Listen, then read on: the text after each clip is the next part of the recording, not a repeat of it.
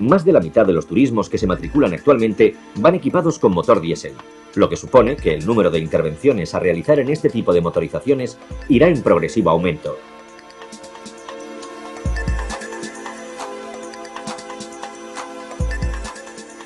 La gran demanda de vehículos diésel y su desenfrenada evolución tecnológica obliga a los profesionales a afrontar un continuo reciclaje tanto de sus conocimientos como de sus hábitos de trabajo, de forma que puedan estar convenientemente informados, fundamentalmente, en lo que respecta a los nuevos equipos de alimentación.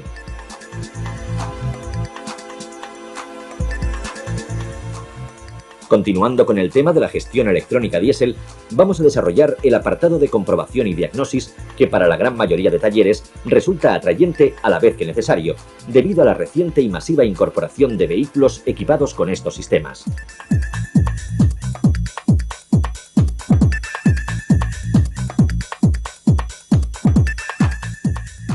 Para empezar, debemos asegurarnos que el circuito hidráulico de alimentación se encuentra en perfectas condiciones, ya que aun siendo la electrónica la protagonista indiscutible, bajo ningún concepto deberemos olvidarlo, debido a que puede ser el causante de fallos que podríamos confundir y relacionar con la propia bomba o su circuito electrónico de control. Por rapidez, comodidad y para garantizar nuestro trabajo, es necesario disponer de un equipamiento básico, compuesto por el multitester, el osciloscopio y un manual de datos técnicos. Comenzaremos viendo la alimentación a la unidad de control. A continuación, los sensores con sus informaciones. Y por último, los elementos actuadores. En el esquema podemos observar cómo las vías 1, 24 y 46 están conectadas a masa, siendo estas los negativos de la unidad de control. Los positivos son las vías 38, 23, 45 y 68. Para comprobar los negativos, bastará con colocar la pinza roja del voltímetro al positivo de batería y la pinza negra en las vías 1, 24 y 46 respectivamente. La tensión en los tres casos debe ser igual que la de batería. Para comprobar los positivos, colocaremos la pinza negra a masa y la roja al 38. Accionamos el contacto y tomamos lectura. Para las vías 23, 45 y 68 utilizaremos el mismo procedimiento. En el esquema se puede apreciar que la alimentación de estas tres vías se realiza a través de un relé que en la mayoría de los casos se activa accionando el contacto. No obstante, existe algún modelo en el que será necesario accionar el arranque para que el relé pueda ser activado por la unidad de control. A continuación, pasaremos a verificar los transmisores o sensores de información, empezando por el de revoluciones, en el que comprobaremos, en primer lugar, su resistencia. Con la unidad de control desconectada, colocamos las puntas del ómetro en las vías 8 y 33. El valor leído debe estar comprendido entre 1100 y 1500 ohmios. En el esquema podemos apreciar un símbolo que envuelve a los dos cables del captador y que está conectado a masa. Se trata de una malla conductora que se encarga de proteger al captador de las corrientes parásitas. Para asegurarnos que su instalación es correcta, mediremos el aislamiento con respecto al captador. Seleccionamos el ómetro en su escala más alta y lo conectamos entre la vía 8 y masa. Pero antes de realizar dicha conexión, conviene que nos detengamos en un detalle. Observe en el esquema que la vía 8 del captador, a través de su propio bobinado, se comunica con el medidor de aire, y este además tiene una conexión a masa. Por lo tanto, para protegerlo y poder efectuar una medición correcta, será necesario desconectarlo. Ahora podemos realizar la medición y observar que la lectura indica aislamiento del circuito. La siguiente prueba consistirá en verificar la tensión que genera el transmisor bajo arranque y con el motor en marcha. Continuando con la unidad de control desconectada, seleccionamos el tester para medir tensión en alterna. Colocamos las puntas de prueba entre las vías 8 y 33 y accionamos el arranque.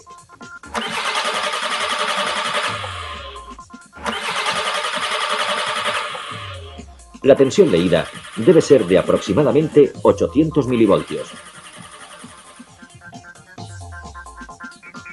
A continuación, conectamos la unidad de control. Con las puntas de pruebas en la misma posición, ponemos el motor en marcha y observamos que la tensión aumenta progresivamente a medida que lo hace el régimen de revoluciones.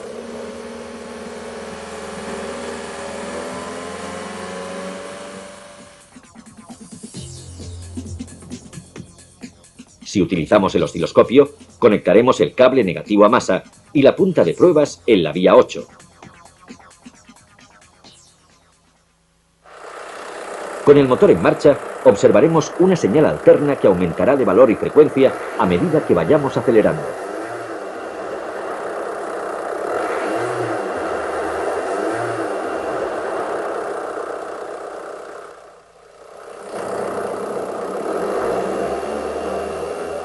Si en cualquiera de las comprobaciones realizadas observamos irregularidades o cortes de señal, deberemos sustituir el transmisor, ya que su fallo provocará pérdida de potencia en el motor y un ralentí incorrecto.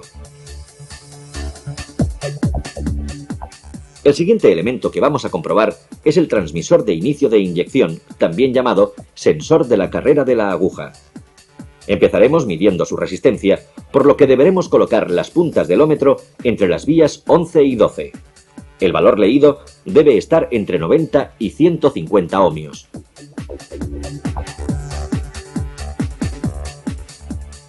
Este sensor, al igual que el de revoluciones, incorpora el apantallamiento, por lo que para comprobar su aislamiento seleccionaremos el ómetro en la escala más alta y lo conectaremos entre la vía 12 y masa. El valor obtenido debe ser infinito, lo que indica que el aislamiento es correcto. Para que el transmisor pueda generar señal, es necesario que la unidad de control envíe una intensidad de corriente de 30 miliamperios. Esta intensidad la podemos medir conectando un miliamperímetro en serie con el sensor. Al accionar el contacto, observaremos que efectivamente la intensidad es de 30 miliamperios, indicando que el circuito está correcto, hecho que podremos confirmar si al conectar el voltímetro entre las vías 11 y 12, la tensión está comprendida entre 3 y 4 voltios. Si no existe intensidad, puede ser problema del sensor, del cableado o de la unidad de control. Para averiguarlo, colocamos el voltímetro entre las vías 11 y 12 y accionamos el contacto. Si la tensión es de 12 voltios, es indicio de que bien el bobinado o el cableado del sensor está cortado. Si por el contrario la tensión es de 0 voltios, el problema es de la propia unidad de control.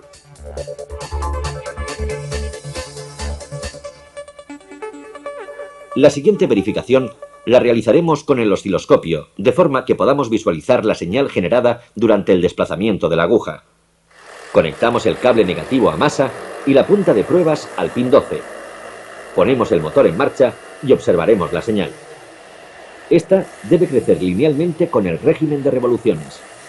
Al mismo tiempo, observaremos que la frecuencia sea de 6 a 10 Hz con el motor a ralentí, aumentando progresivamente con el régimen de revoluciones. Si no existe señal o en alguna de las comprobaciones el resultado no es satisfactorio, sustituiremos el inyector, ya que la unidad de control limitará tanto el caudal de combustible como el avance de inyección, con la consiguiente pérdida de potencia en el motor. El siguiente elemento es el medidor de masa de aire, el cual, dependiendo del modelo, varía en cuanto al número de cables que lo unen con la unidad de control. Veamos dos de los más comunes.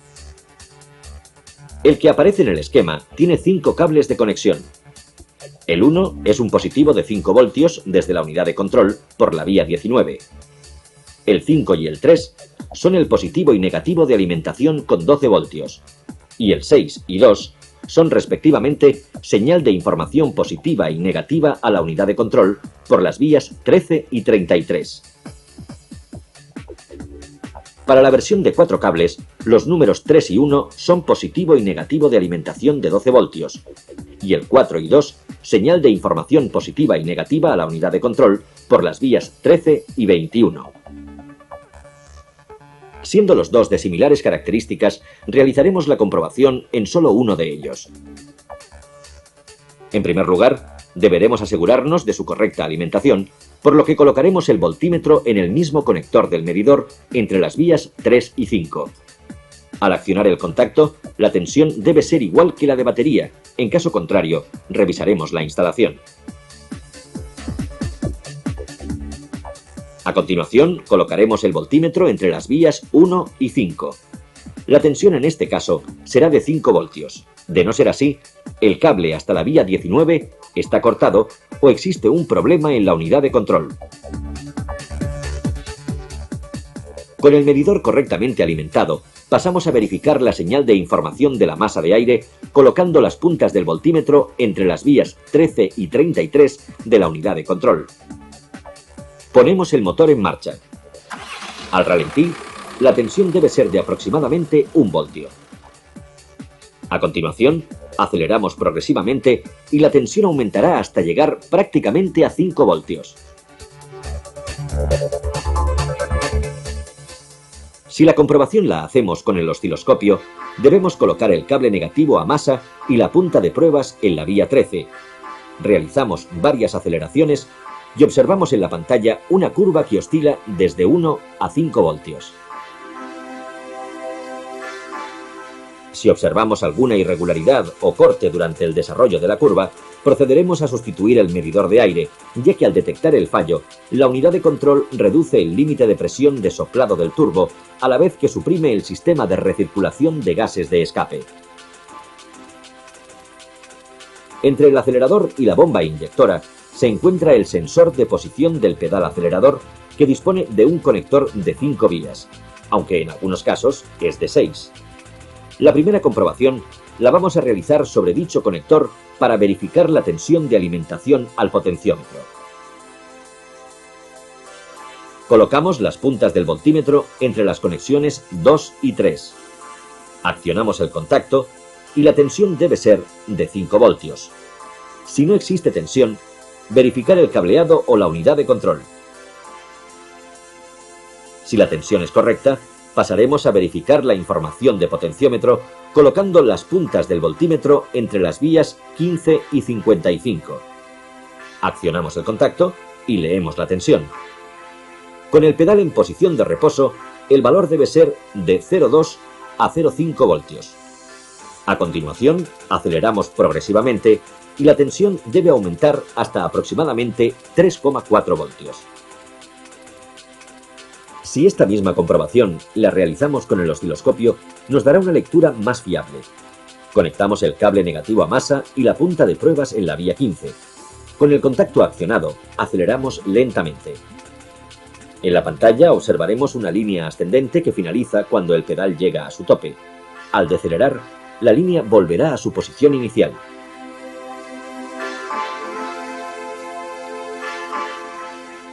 Si observamos algún fallo en la medición, será necesario sustituir el transmisor. Cuando la unidad de control detecte el fallo, activará la fase de emergencia, dejando un ralentí acelerado de 1300 revoluciones. En este caso, el motor no obedecerá a la solicitud de carga. Integrado en el mismo transmisor se encuentra el interruptor de ralentí o contacto de pie levantado. Su información a la unidad de control la comprobaremos conectando el voltímetro entre la vía 65 y masa. Con el pedal en posición de reposo y el contacto accionado, la tensión debe ser de 0 voltios, y al desplazarlo más de 9 grados, la tensión será de 2,5 a 3,5 voltios. Si utilizamos el osciloscopio, colocaremos el cable negativo a masa y la punta de pruebas en la vía 65. Accionamos el pedal varias veces y en la pantalla observaremos una señal cuadrada que se corresponde con la apertura y el cierre del interruptor. En caso contrario, sustituiremos el potenciómetro.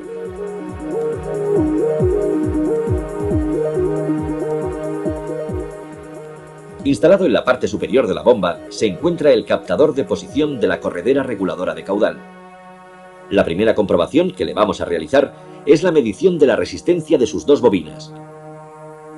Como la vía 7 es común para ambas, colocaremos las puntas de prueba entre esta vía y la 29, y a continuación entre la vía 7 y la 52. Los dos valores deben estar comprendidos entre 6 y 7 ohmios. A continuación comprobaremos la tensión colocando el voltímetro entre la vía 7 y masa. Con el contacto accionado, el valor debe estar comprendido entre 2 y 3 voltios. Es muy importante asegurarnos que la frecuencia de salida para las dos bobinas sea la misma. Esta comprobación la realizaremos utilizando el tester en posición de frecuenciómetro y colocando las puntas de prueba entre 29 y masa. A continuación, entre 52 y masa. Con el contacto accionado, observaremos que en ambas bobinas existe una frecuencia de 10.000 hercios. Por último, y con la ayuda del osciloscopio, verificaremos las señales de salida. En primer lugar, comprobaremos la señal fija conectando el cable negativo a masa y la punta de pruebas a la vía 29. Al arrancar el motor, observaremos una onda senoidal, cuya tensión y frecuencia deben permanecer invariables al realizar una aceleración.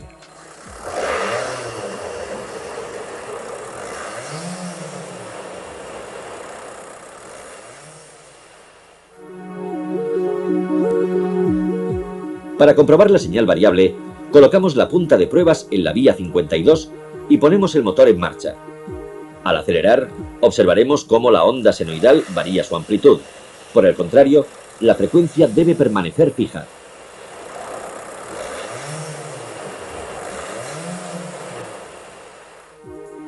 Todas y cada una de las comprobaciones realizadas deben estar dentro de los valores y parámetros establecidos. En el caso de observar discrepancias en alguna de ellas, será necesario sustituir el transmisor, ya que si la señal es incorrecta, el motor tendrá un fallo muy acusado, llegando incluso a pararse si no existe señal.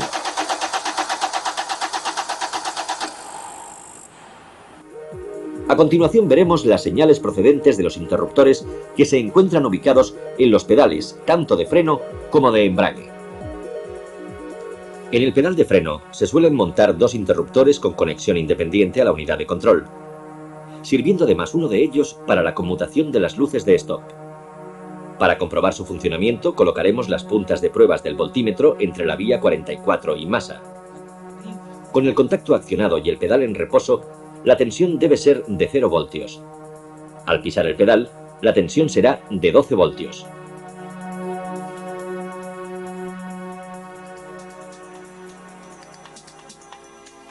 Para verificar el otro interruptor, mantendremos la punta negra a masa y cambiaremos la punta roja a la vía 20. Con el contacto accionado, la tensión será de 12 voltios si el pedal se encuentra en reposo. Al pisar, la tensión será de 0 voltios.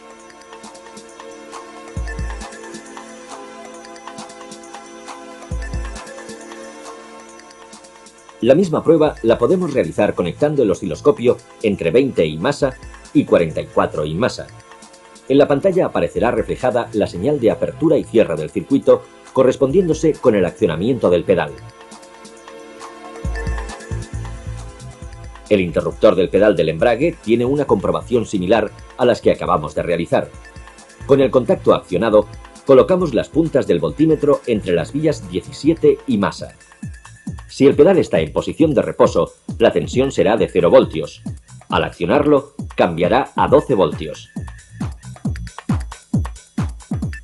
Con el osciloscopio conectado entre la vía 17 y masa y el contacto accionado, pisamos repetidas veces el pedal de embrague. En la pantalla aparecerá la señal cuadrada correspondiente a la apertura y cierre del interruptor. A continuación, le toca el turno a las sondas de temperatura de agua, de aire y de combustible. Empezaremos por la sonda de temperatura de agua. Con la unidad de control conectada y el voltímetro dispuesto entre las vías 14 y 33, ponemos el motor en marcha. Con la temperatura del líquido refrigerante a 20 grados, la tensión debe ser de aproximadamente 3 voltios. Y a medida que va aumentando la temperatura, la tensión debe disminuir progresivamente hasta llegar a aproximadamente 1 voltio cuando la temperatura sea de 85 grados. En el sensor de temperatura del aire de admisión realizaremos las mismas comprobaciones. Colocaremos las puntas del voltímetro entre las vías 64 y 33. Accionamos el contacto y tomamos lectura del valor de tensión, que debe ser de aproximadamente 3 voltios con una temperatura de 20 grados. Por último, verificaremos el sensor de temperatura de combustible. Para ver la tensión de información, conectaremos la unidad de control, colocaremos el voltímetro entre las vías 63 y 33 y accionaremos el contacto. Con temperaturas del combustible cercanas a los 10 grados, la tensión será de aproximadamente 3,7 voltios y de 1,5 voltios si la temperatura está próxima a los 60 grados. En caso de fallo, la señal del sensor es sustituida por un valor fijo de 40 grados. Una vez analizados todos los sensores, pasaremos a comprobar los elementos actuadores. Empezaremos por el regulador dosificador de caudal, al que mediremos en primer lugar la resistencia de su bobinado.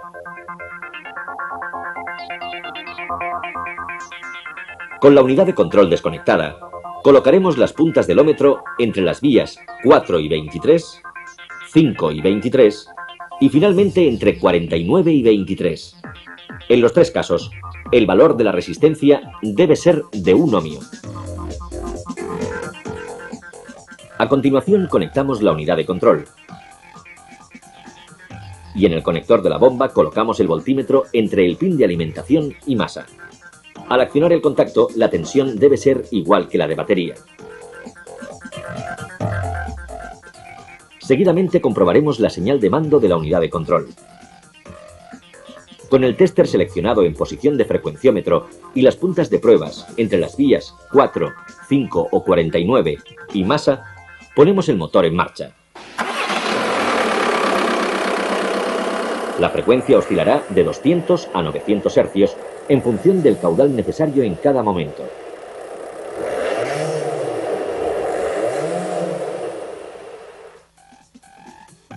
Al conectar el osciloscopio, además de la frecuencia, observaremos cómo la unidad de control hace variar la duración de los impulsos, regulando de esta forma el caudal de combustible.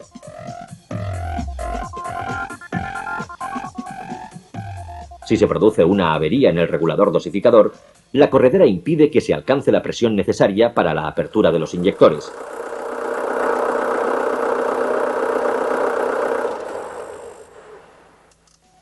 En este caso, el motor se para irremediablemente.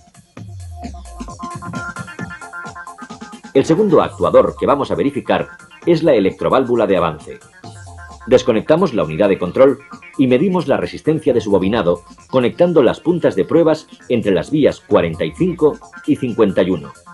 El valor debe estar comprendido entre 14 y 25 ohmios. Para medir la tensión de alimentación, conectamos la unidad de control, accionamos el contacto y colocamos el voltímetro entre el cable de alimentación y masa. La tensión debe ser igual que la de batería. A continuación, con el osciloscopio conectado entre la vía 51 y masa, verificamos la señal de mando.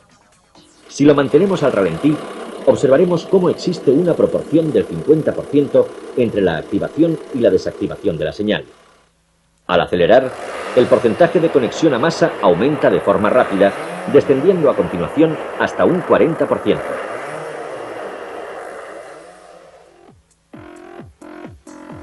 Si no existe señal, es indicio de que el cable de mando está cortado o bien la unidad de control está defectuosa.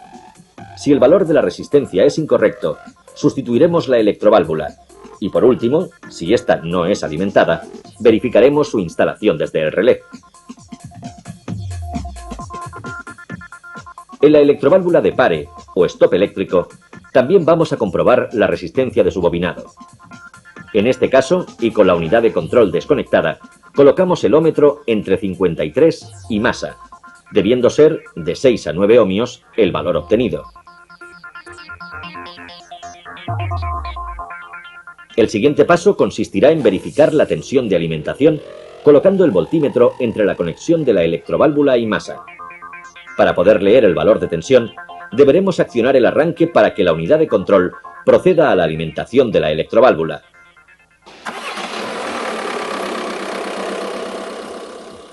En cualquier caso, el voltímetro deberá indicar la tensión de batería. El circuito de calentamiento está formado básicamente por la unidad de control, el relé y las bujías de incandescencia.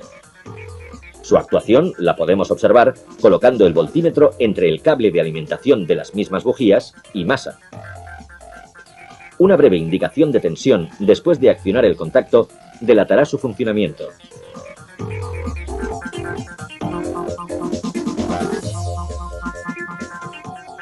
Sin embargo, debemos tener en cuenta que el funcionamiento de este dispositivo está relacionado con la temperatura del líquido refrigerante, y si esta es superior a 15 grados, el sistema de calentamiento no se activa.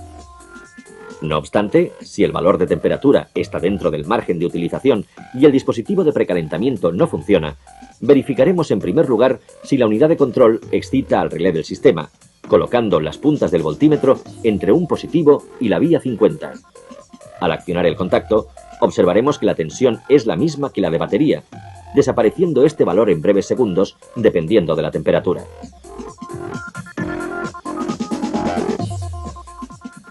Si la unidad de control activa el relé y este no alimenta a las bujías de incandescencia, deberemos verificar su instalación y, si es correcta, sustituirlo. También puede ocurrir que la unidad de control, aún con temperaturas inferiores a 15 grados, no active al relé. En este caso, será la propia unidad la que deberemos sustituir. El último de los elementos que nos queda por verificar está relacionado con la regulación de la presión de sobrealimentación. Se trata de la electroválvula de control, a la que mediremos en primer lugar su resistencia, conectando el ómetro entre las vías 23 y 47. El valor de la resistencia debe estar comprendido entre 15 y 20 ohmios. A continuación mediremos la tensión de alimentación entre el cable procedente del relé y masa. La tensión será igual que la de batería. En caso contrario, procederemos a sustituir la electroválvula o a verificar la instalación. Para poder ver la señal de mando, conectaremos el osciloscopio entre la vía 47 y masa. Ponemos el motor en marcha y observaremos una señal cuadrada de frecuencia fija.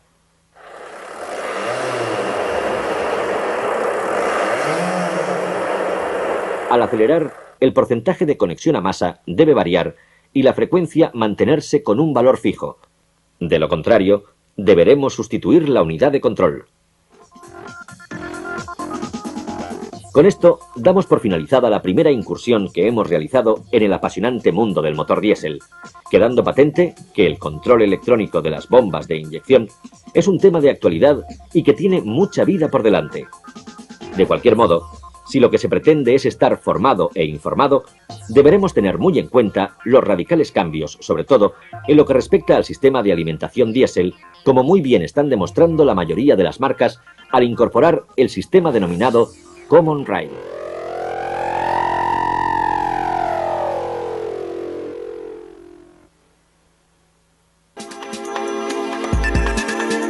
A nadie se le escapa que la electrónica es una parte fundamental del automóvil, estando presente en la práctica totalidad de los sistemas que lo componen, bien sea para facilitar su utilización o conseguir un elevado nivel de seguridad y confort para sus ocupantes. En el apartado del motor, gracias a la colaboración de la electrónica, también se han conseguido evolucionar detalles tan importantes como son las prestaciones, el consumo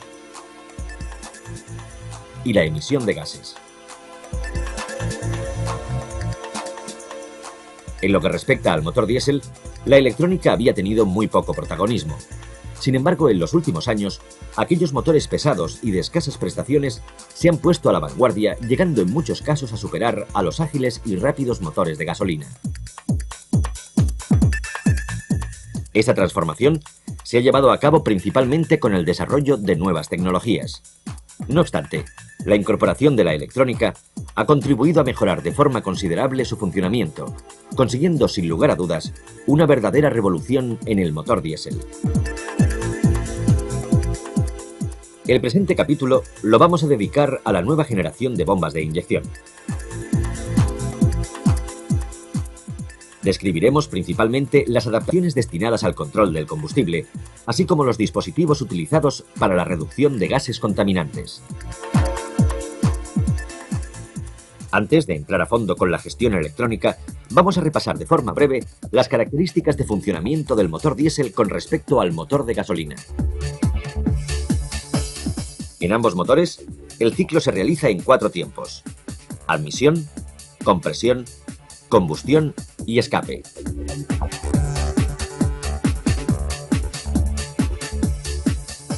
En el tiempo de admisión, se produce para el motor de explosión la aspiración de la mezcla aire-gasolina, controlada a través del pedal del acelerador. En el motor diésel, la aspiración produce el llenado completo del cilindro, pero únicamente con aire.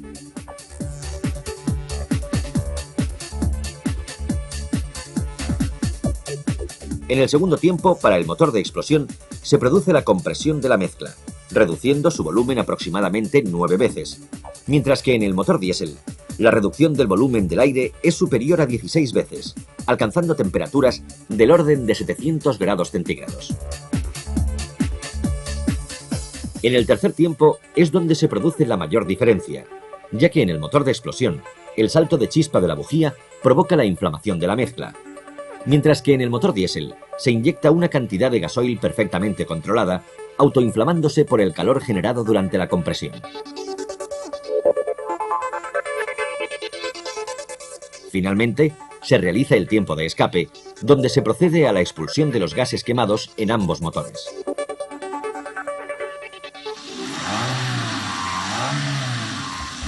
Como sabemos, en el motor de explosión, la potencia es regulada por el conductor, modificando la cantidad de aire y gasolina a través de la mariposa de gases.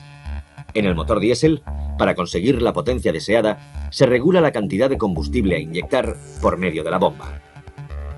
Por lo tanto, las características principales que debe cumplir el sistema de inyección son: iniciar la inyección en el momento más adecuado, suministrar a cada cilindro la cantidad necesaria de combustible y, por último, conseguir una fina y precisa pulverización en el interior del cilindro. Para mejorar estos aspectos, la gestión del motor diésel ha ido evolucionando. De esta forma, nos podemos encontrar vehículos con diferentes aplicaciones, distinguiendo de manera un tanto generalizada entre sistemas semielectrónicos y sistemas totalmente electrónicos. El sistema semielectrónico se caracteriza por realizar el avance de inyección a través de una electroválvula controlada por la unidad de control. Sin embargo, el resto de componentes se corresponden con los de la bomba convencional.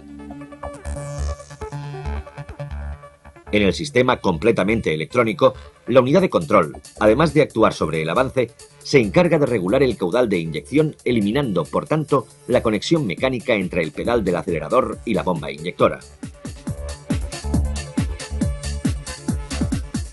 Además de estas, la unidad de control asume otras funciones como son: activación de la válvula de corte de combustible, regulación del tiempo de precalentamiento, recirculación de los gases de escape y regulación de la presión de sobrealimentación. Para el correcto funcionamiento del conjunto, es imprescindible la actuación simultánea de sensores, actuadores y unidad de control. Los sensores recogen magnitudes físicas del motor y las convierten en señales eléctricas que envían como información a la unidad de control. Estas informaciones son: inicio de inyección, régimen de revoluciones, posición pedal acelerador, masa de aire, temperatura de aire, temperatura de agua, temperatura de combustible, posición pedal de embrague y de freno, presión atmosférica, presión del colector de admisión y posición corredera de regulación. Veamos cada una de ellas. Para establecer un equilibrio óptimo entre consumo y rumorosidad del motor, es necesario que la máxima presión de la combustión se alcance unos grados después de que el pistón haya rebasado el punto muerto superior. Para conseguir la precisión necesaria en el avance de inyección, la unidad de control necesita conocer el instante preciso en que se produce la inyección. Esta información se consigue a través del transmisor de inicio de inyección, que se encuentra ubicado en uno de los inyectores. El transmisor está compuesto por un bobinado en cuyo interior se encuentra una prolongación de la aguja del inyector, que hace la función de núcleo magnético. El bobinado es recorrido por una intensidad de corriente aplicada por la unidad de control con un valor de aproximadamente 30 mA. Este paso de corriente genera un campo magnético que es modificado cuando el núcleo, debido al movimiento de la aguja, se desplaza por el interior del bobinado. La variación del campo magnético provoca una distorsión en la tensión aplicada al bobinado. Dicha distorsión es registrada por la unidad de control y utilizada como información del comienzo exacto de la inyección.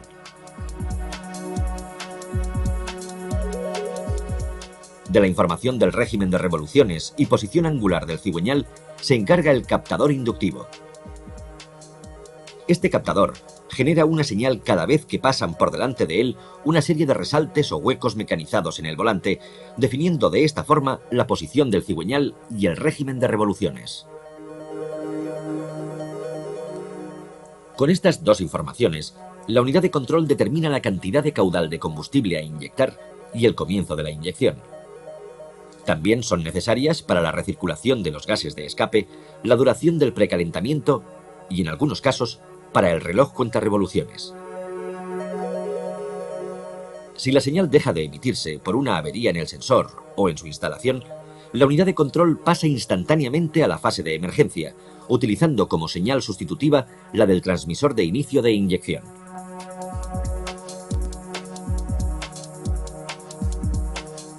La velocidad del vehículo es controlada por el conductor a través del pedal del acelerador, estableciendo en función de su posición el estado de aceleración y la velocidad. En el motor de gasolina, el pedal del acelerador actúa sobre el cable y este provoca la apertura de la mariposa. En el motor diésel, el mecanismo acelerador actúa sobre el mando mecánico de la bomba para regular el caudal de combustible. Sin embargo, en los sistemas electrónicos, que son la mayoría de los montados actualmente, se ha eliminado el cable del acelerador. Tal vez por este motivo, algunos lo han bautizado con el nombre de acelerador electrónico. Para que la unidad de control pueda reconocer la posición en la que se encuentra el pedal, se ha instalado en el mismo eje un transmisor de posición formado por un potenciómetro, el interruptor de ralentí y dos muelles de reajuste. A medida que se acciona el pedal del acelerador, el cursor del potenciómetro se desplaza sobre su pista, provocando una variación de tensión que es enviada a la unidad de control. Esta señal, junto con la de revoluciones, es utilizada principalmente para poder realizar el cálculo del caudal de combustible y para la regulación del inicio de inyección. Si se produce un fallo del transmisor y no le llega señal a la unidad de control, se activa automáticamente la fase de emergencia. El motor se mantiene de forma continua a un régimen de aproximadamente 1300 revoluciones. Evidentemente, el vehículo no responderá a las solicitudes de carga. Sin embargo, y debido al régimen de revoluciones, podrá continuar circulando. De los dos muelles que incorpora el transmisor, uno se encarga de proporcionar cierta resistencia en el desplazamiento del pedal, mientras que el otro garantiza el retorno en las deceleraciones. En el interior del conjunto también se encuentra el interruptor de ralentí, cuya información es utilizada complementariamente para realizar el corte de inyección en deceleración.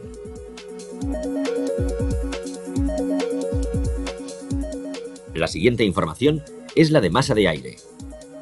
El elemento encargado de proporcionar la señal eléctrica acerca de la masa de aire aspirada por el motor es el sensor MAF o medidor de película caliente. Independientemente del sistema de medición utilizado, la información de la masa de aire servirá para establecer dos cálculos: la cantidad de combustible que se debe inyectar y el porcentaje de gases de escape que deben circular desde el colector de escape al colector de admisión. El primero, para reducir los humos en el escape, y el segundo, para limitar los óxidos de nitrógeno. Las informaciones de la temperatura de aire, de agua y de combustible se realizan a través de unos transmisores que incorporan resistencias del tipo NTC. El transmisor de temperatura del aire suele estar situado en el conducto que va al colector de admisión, después del turbo y el intercooler. El paso de aire por dicho conducto provoca una variación de resistencia en el transmisor. Esta señal es enviada a la unidad de control para que pueda modificar la máxima presión de sobrealimentación, evitando de esta forma la pérdida de potencia que se produce por el aumento de su temperatura. El transmisor de temperatura del líquido refrigerante se encuentra montado en el bloque de motor, y su señal es utilizada para regular el avance de inyección y para modificar el caudal de combustible, principalmente en el arranque en frío y durante la fase de calentamiento. Además, esta señal es fundamental para que la unidad de control pueda determinar el tiempo de calentamiento de las bujías de incandescencia. El tercer transmisor es el de temperatura de combustible. Se encuentra situado en la bomba junto al transmisor de la corredera de regulación. Si la temperatura del combustible varía, también lo hace su densidad y, consecuentemente, la cantidad inyectada.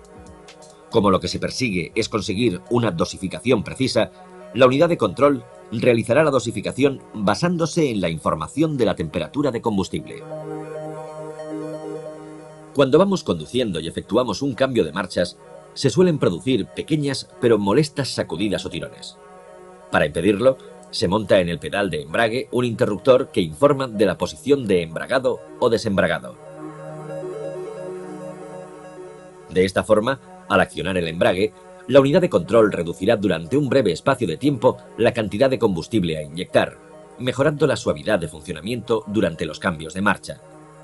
En el caso de que esta señal no llegara a la unidad de control, la corrección de caudal a la que hemos hecho referencia no se produciría. El accionamiento del pedal de freno es otra señal que llega a la unidad de control. En este caso, son dos los interruptores montados. Uno de ellos es específico para la gestión diésel. El otro, además de ir conectado a la unidad de control, es utilizado para la activación de las luces de freno. El funcionamiento de ambos es diferente. Con el pedal en posición de reposo, el interruptor correspondiente a las luces de freno permanece abierto. El otro se encuentra cerrado. Al accionar el pedal, el primero cierra el circuito, mientras que el segundo se abre. Los dos interruptores informan de la posición de freno accionado. La unidad de control, por motivos de seguridad, activa la fase de corte de inyección, sirviendo como señal complementaria en el caso de fallo del transmisor del pedal acelerador.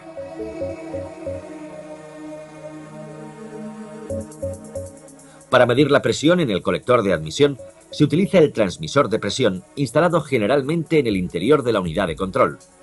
La información de la presión del colector es utilizada para regular la máxima presión de soplado del turbo.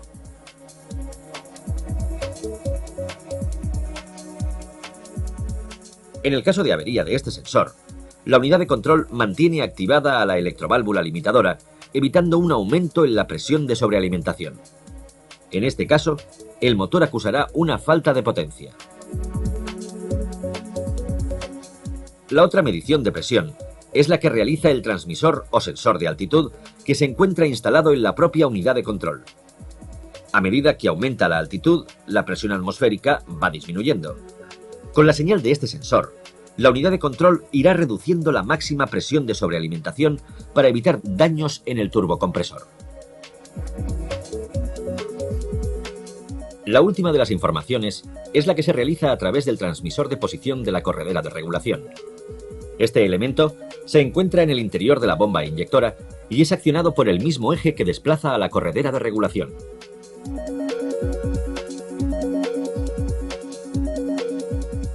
El transmisor está formado por un núcleo en forma de U, dos bobinas y dos anillos. Una bobina con su anillo fijo forma la parte de referencia. La otra bobina con su anillo móvil forman la parte de medición.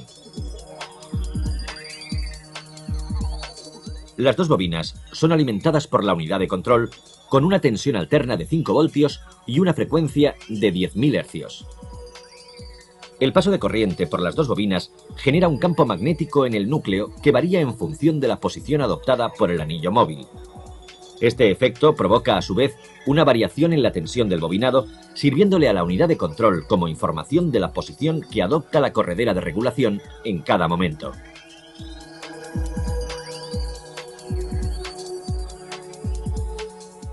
Debido a la importancia que tiene esta señal, si el sensor se avería, la unidad de control elimina la alimentación de combustible de la bomba, parándose instantáneamente el motor. Si existe señal, pero esta es incorrecta, observaremos una notable falta de potencia en el motor, además de continuos tirones.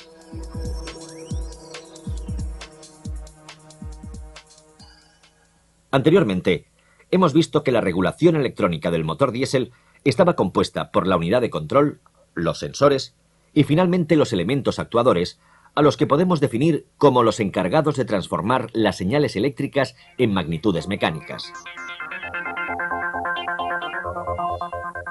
El primero de ellos es el dosificador o regulador de caudal, que actúa como sustituto del regulador mecánico que se ha venido utilizando hasta ahora. El regulador lo podemos localizar en la parte superior de la bomba, justo por debajo del transmisor de posición de la corredera. Este elemento actuador se encarga de regular el caudal de combustible que deben suministrar los inyectores, a través de la señal que le envía la unidad de control.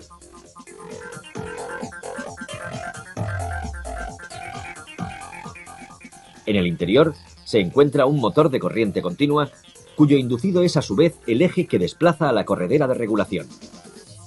La alimentación del motor se realiza con un positivo a través del relé, cerrando circuito a masa en la unidad de control.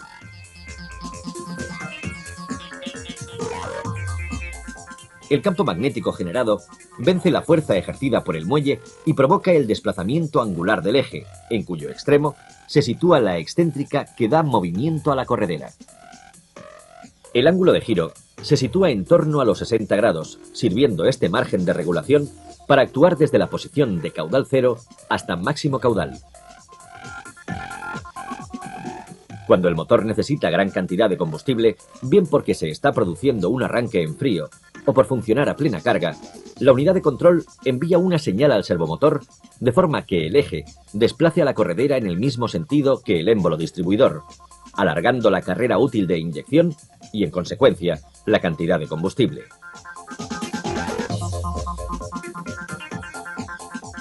Si lo que se necesita es una pequeña dosis de combustible, la unidad de control hará que el eje desplace a la corredera para acercarla a los orificios de descarga.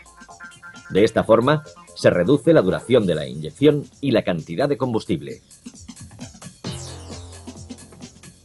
Para conseguir que el caudal a los inyectores sea nulo y provocar un corte de inyección en deceleración o por máximo régimen, bastará con que el eje desplace a la corredera en sentido contrario al del émbolo, dejando al descubierto los orificios de descarga. De esta forma, impide que se alcance la presión necesaria para la apertura de los inyectores. Como vemos, con el regulador de caudal se pueden realizar todo tipo de actuaciones con el fin de conseguir la cantidad de combustible adecuada. Sin embargo, si importante es el caudal, no menos importante es establecer el momento adecuado para el suministro de dicho combustible. Cuando las primeras gotas de combustible penetran en la cámara de combustión, se encuentran con el aire a una temperatura superior a 600 grados. Sin embargo, para que se inicie la combustión, es necesario un cierto tiempo hasta que el combustible alcanza la temperatura adecuada. El tiempo transcurrido desde la entrada de las primeras gotas de combustible hasta que se inicia la combustión se llama retraso de combustión. Este retraso, a medida que aumenta el régimen de revoluciones, hace que la combustión se lleve a cabo cada vez más tarde con relación al punto muerto superior, con la consiguiente pérdida de eficacia. Para evitar este efecto y aprovechar al máximo el tiempo de trabajo, a medida que aumenta el régimen de revoluciones, se va adelantando el momento de inyección. El avance de inyección se lleva a cabo con la colaboración de la unidad de control y la electroválvula correctora, que se encuentra situada en la parte inferior de la bomba. La regulación del avance se realiza a través del émbolo del variador, que es afectado por la presión del combustible. La electroválvula regula la presión que afecta al émbolo, comunicando el circuito de presión con el conducto de retorno.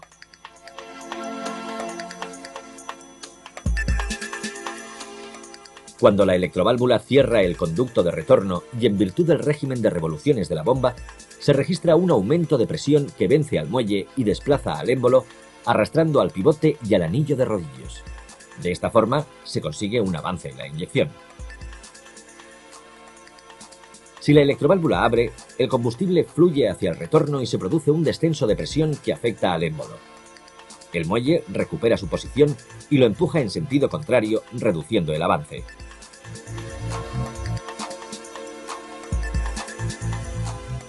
Como vemos, el inicio de la inyección depende de la electroválvula, que es activada por la unidad de control a través de una señal cuadrada para conseguir el desplazamiento de la aguja.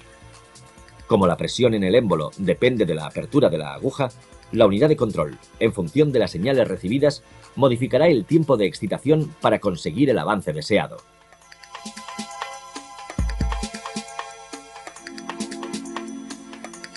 Si la electroválvula se avería, el motor funcionará con un avance excesivo, siendo perceptible por un exceso de rumorosidad del motor. En este caso, la unidad de control limitará el caudal y la presión de sobrealimentación con el fin de evitar daños mecánicos. Anteriormente hemos visto que la combustión se produce por autoinflamación de la mezcla.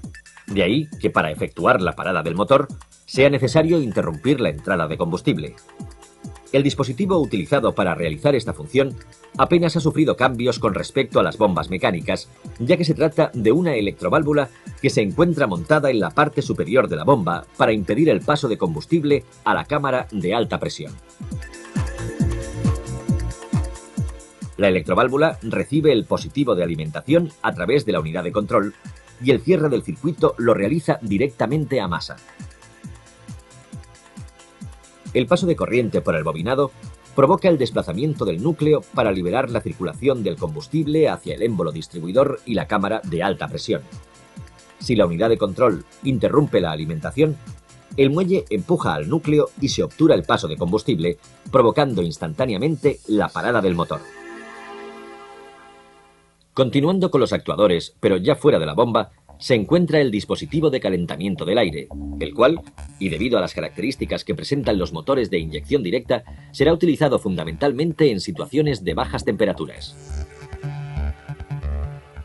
El sistema de precalentamiento lo forman por una parte la unidad de control con el sensor de temperatura del líquido refrigerante y el sensor de revoluciones, y por otra, el relé y las bujías de incandescencia. La unidad de control establece la fase de activación del sistema para realizar el precalentamiento y el postcalentamiento. El precalentamiento únicamente será activado si la temperatura del motor es inferior a 15 grados centígrados. Finalizado el precalentamiento, la unidad de control mantendrá activado el sistema durante aproximadamente 5 segundos. Después del arranque, si la temperatura es inferior a 20 grados centígrados, se activa la fase de postcalentamiento durante 20 segundos con el fin de mejorar la marcha al ralentí y la sonoridad del motor. Esta fase queda desactivada en el instante en que el motor supera las 2500 revoluciones por minuto, activándose de nuevo al disminuir el régimen de motor.